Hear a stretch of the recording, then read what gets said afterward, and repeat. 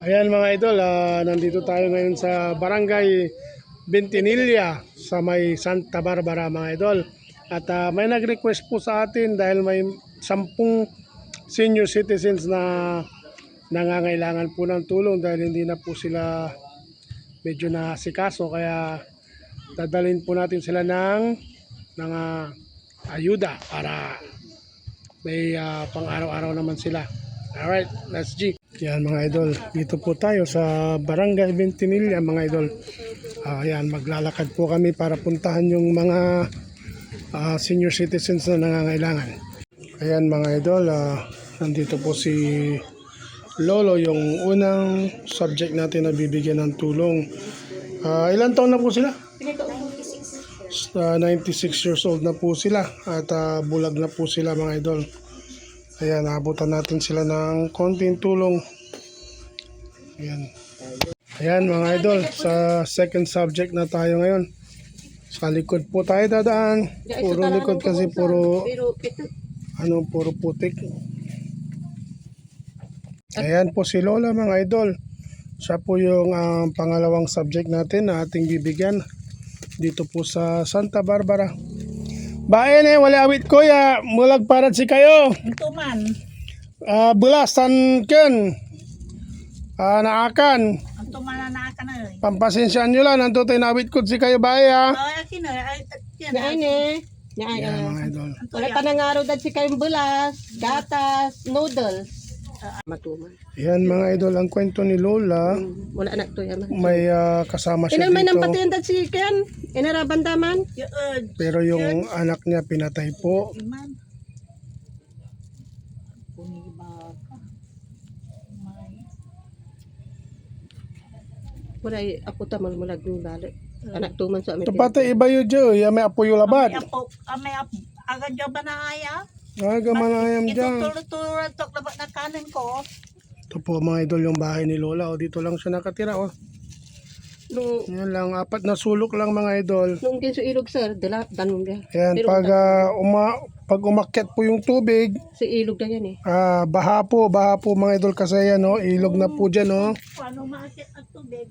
Ayan, baha po kasi yan. Ako. Ayan, Bahay na. tubig na po yan, ang likod ng bahay ni Lola. Ako kumbinsin ta kayo noong lad ken, di man na home for the aged agyolabay. Ang kugabay ta. Sa kong ko, aga para biyado. Kung ko ta. Aga makanang nang. Andi ta wala mang kumpunit si kayo agyolabay. Andi lang madam. Nagsaydya. Ang libari sa bagay, maapuyo sukas kasya no taynanan nyo. Sa gabay ko lang kuon.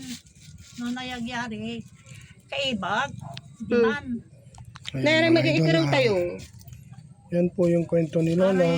Ayaw niya pong pumunta kung saan Nairing mag-iawiton. siya gustong dalhin kasi unang-una dito na lang daw siya dahil may inaalagaan din siyang bata na naiwan sa kanya Sa kon, kabila. nung anak niya na pinatay. Yan po mga idol. Yan mga idol, nandito na tayo sa ating third subject. Yan, si Nanay. Nay, papasensya nyo lahat yung naiterkod si kayo ha. Panangaro nun, Sir Latwin. Yan mga idol. Third subject mga idol. Ayan mga idol. Papunta kami sa pang-4 na subject at dadaan po kami ng hanging bridge. Mga idol, yung pang-4 na subject natin si Tatay. Yan. Ayan tay. Pampasensya nyo lang tayo ni Durukod si kayo ha. Panangaro. si kayo lamang. Noon tay. Kaniin karo ko si Karalante, tabisa ka, karo ulan ang karo. Ayan mga idol, yung pang-5 subject natin, ayan si Tatay. Yan, nandyan lang siya sa loob ng kanyang bahay at ayabot natin yung tulong natin sa kanya. Pampasensya nyo lang tayo ha. Ayan. Ayan mga idol, ang ating pang-6 na subject, si Nanay po. Ito po yung kwarto nila. Pero natutulog si Nanay, mga idol. Ayan mga idol, si Nanay. Gising na po sila. Ayan Nay, pampasensya nyo lahat ni Durukod si kayo Nay ha. Salamat kanyo ina. Bangon kayo. Ayan mga idol, nandito na tayo sa pang 7 nating subject na si nanay. Bulag din si nanay kaya ayan, may aso kaya iabot na lang natin dito sa pintuan yung kay nanay. Ayan. Jay, pinigay mo kami. Yan, si John. Naitan, pampasensyaan nyo lahat ni Dero kung si kayo ha. Brad.